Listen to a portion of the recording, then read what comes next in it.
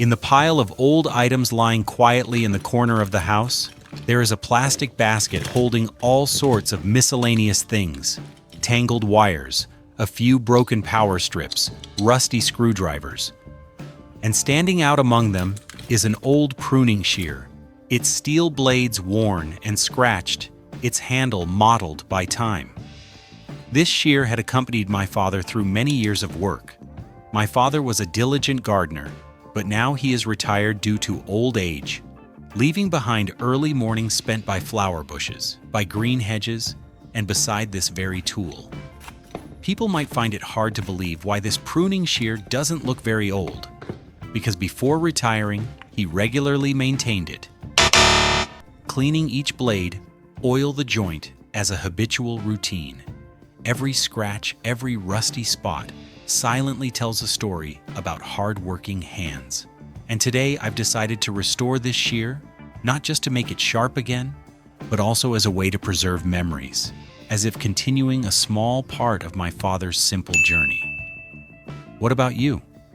In your father's old tool basket, is there anything that ever made you stop and remember?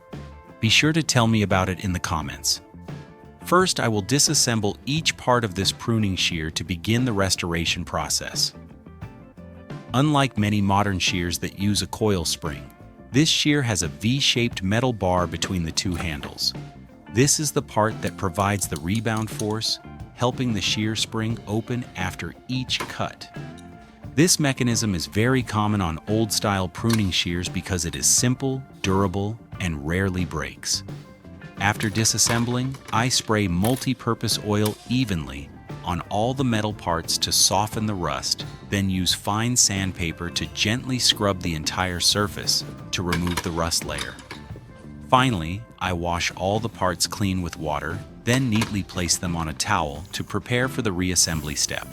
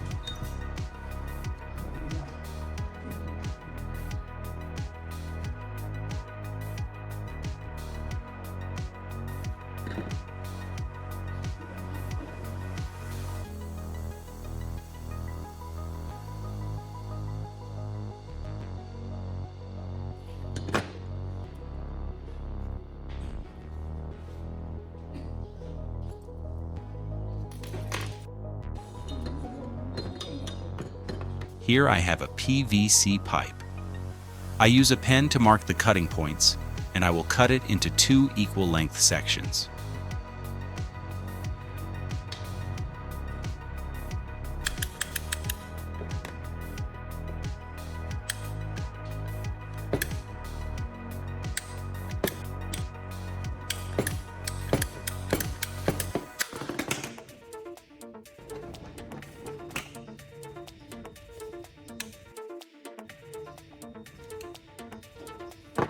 I prepare 2 bolts of appropriate size, and when combined with hot glue, a drill, and sandpaper, it will become a very convenient sharpening tool.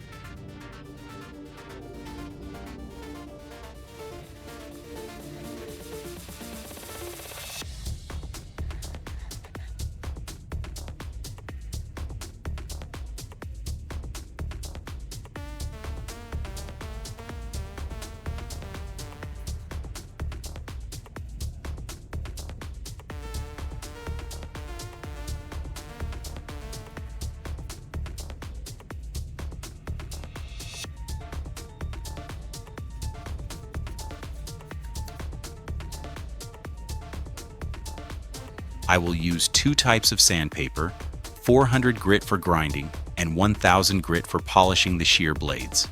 When using the 2 types of sandpaper, I will start with the 400 grit. This helps to clean off long-standing rust and flatten the metal surface.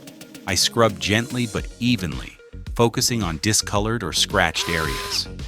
After finishing with the 400 grit, I switch to the 1000 grit, which is much finer. The goal is to polish and smooth the freshly ground surface, making the metal shinier and giving a smoother feel when held. The final result will surprise you, as the shear looks like it has been revived. You can follow the grinding and polishing steps on the video screen, and to avoid wasting everyone's valuable time, I will fast forward and skip some of the basic steps.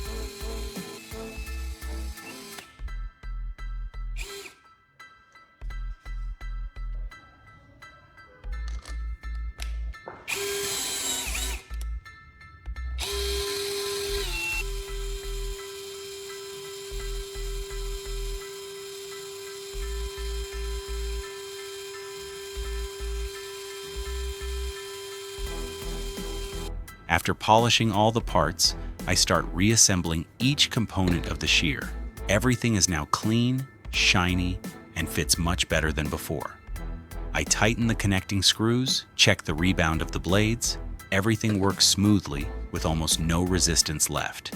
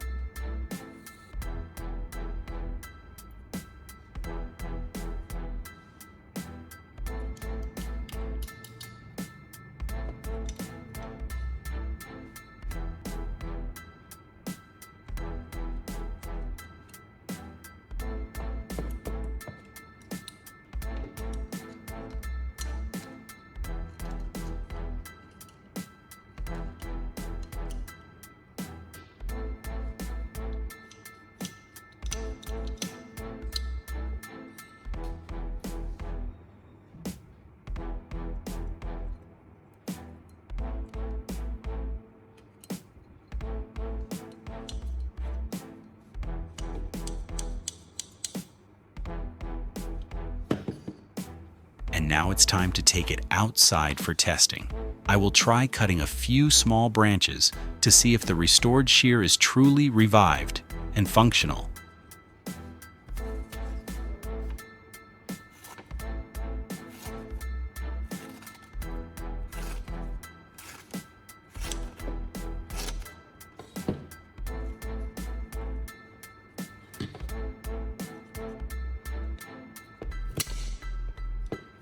The shear after restoration works extremely well, guys.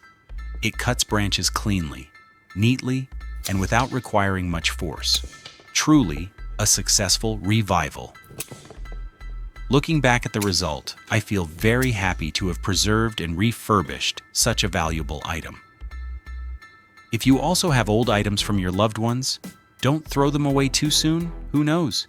You might turn them into something useful just like I did. Thank you all for watching until the end of the video. If you found it good and meaningful, don't forget to leave me a like, a subscription, and a comment to share your thoughts below. See you again in the next videos.